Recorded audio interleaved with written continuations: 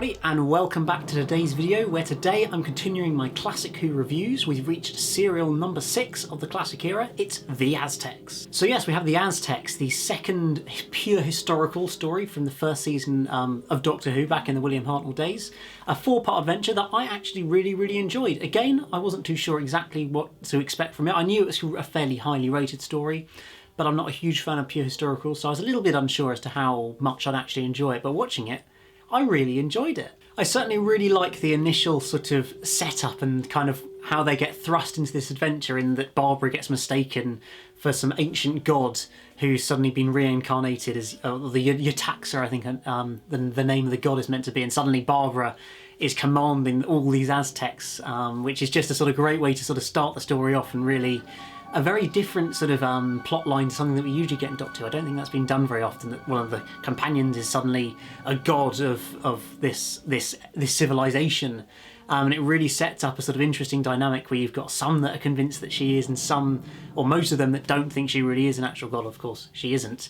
And that just creates some nice conflict throughout the story, I think. And really, this story is just for the Doctor and his companions, a constant battle to try and get back into that tomb that they ended up in, to try and get back to the TARDIS. That's all it is, really.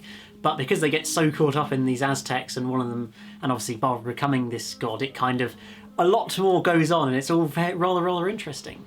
So in terms of the sort of main cast, or the 4 main characters of the TARDIS team as usual, I think they're all quite split up through this story. They're sort of, you've got Barbara who's the god, you've got Ian who becomes the warrior, and the Doctor trying to figure out how to get back into the tomb, and Susan that's kind of been shimmied off as a servant sort of into a school. And you can very much notice that this is probably when Carol Ann Ford had some holiday or something, because Susan's not really in this story very much. And I don't want to be too negative, but to be honest, I didn't really notice her at all not being there. I almost noticed more the fact that because she wasn't there was less screaming and unnecessary screaming and crying, which we get a lot of from Susan, unfortunately. So for me personally, it wasn't really a bad thing that she wasn't around very much. But of course, we had the interesting plotline of Ian sort of having to automatically become a warrior, and has to have these spectacular battles with this other warrior called Ixta.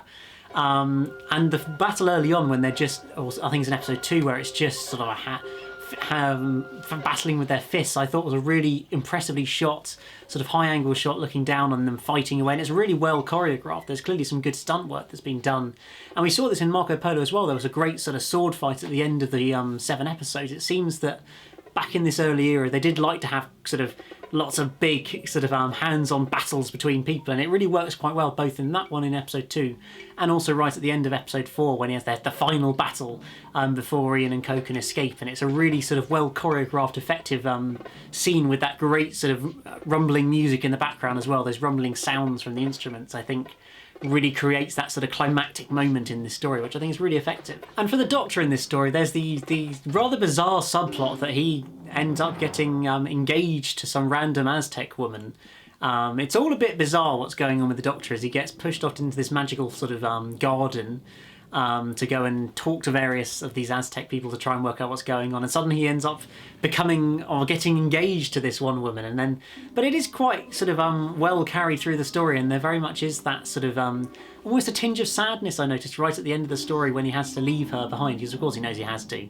I thought that was quite effectively done, that there was just that tinge of sadness about that he'd formed quite a bond rather randomly with this woman, and he's had to leave her behind. So I thought that was just a sort of surprising bit of kind of emotional connection, I guess, for the first Doctor back then, that you don't really sort of see very much of, I guess. But it was just, yeah, a rather interesting and slightly unusual subplot. And sort of, of course, you've got the villains of this, Itoxel, who's the sort of guy who all along doesn't believe that Barbara's a god, and of course he's right.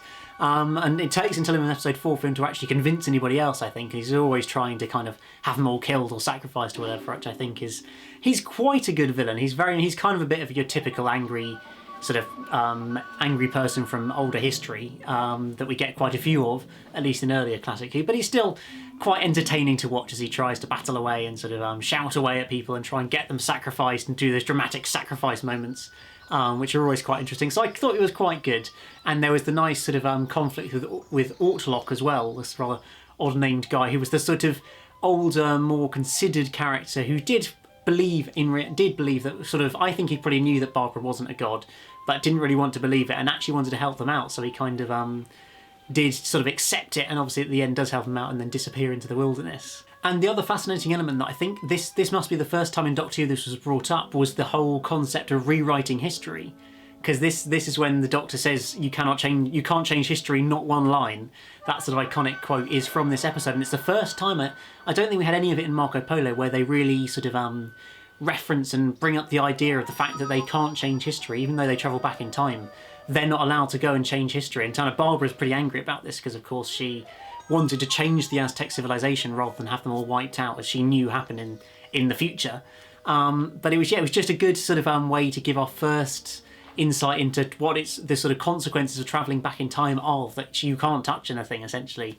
You can't do anything, you can't change any history. Of course, it's been more and more developed over the years in different ways, in some fixed points in time and other ones you can change and whatnot. But back then, when it was much more simple, it was just, please, you mustn't change anything. This is you can come and admire history, but you can't change any of it. So I thought that was nicely brought across for the first time in this historical story, which is an extra really good element to it. Of course, in the end, as always will be the case, the Doctor and co make it back to the TARDIS. This time it only takes 4 episodes rather than 6 or 7 or however many, which is nice. And it was a reasonably, I guess, straightforward story, but it was one I just, as I say, enjoyed more than I expected.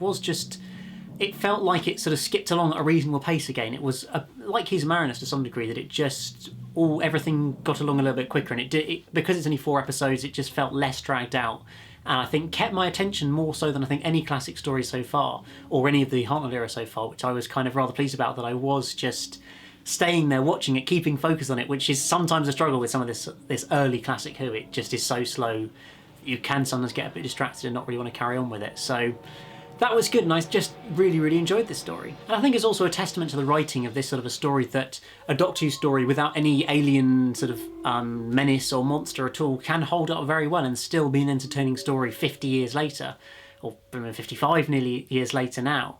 And I think that's really, really impressive for some of these pure historical classic stories, which we get over the first couple of years of Classic Who, that you can actually pull off a really well crafted and entertaining story without the need for any stereotypical Doctor Who monsters. So yes, a very enjoyable 4-episode story, which probably just about my favourite so far, vying with the Keys of Marinus as my top 2, I think, for the Hartnell era so far. Head off to the Sensorites next, which I've never watched before, so that'll be another interesting one. But I'd love to hear from you guys. What do you think of the Aztecs? Is it a story that you enjoy? Because I know it's quite a highly rated one, so I imagine quite a lot of you enjoy it. Or is it just not for you so much? I'd love to hear what you have to say. But other than that, guys, I hope you have enjoyed this video. Remember to hit that like button, subscribe if you're new here, follow me on Twitter at EMS_Productions, and I'll see you again very soon for another video. Goodbye.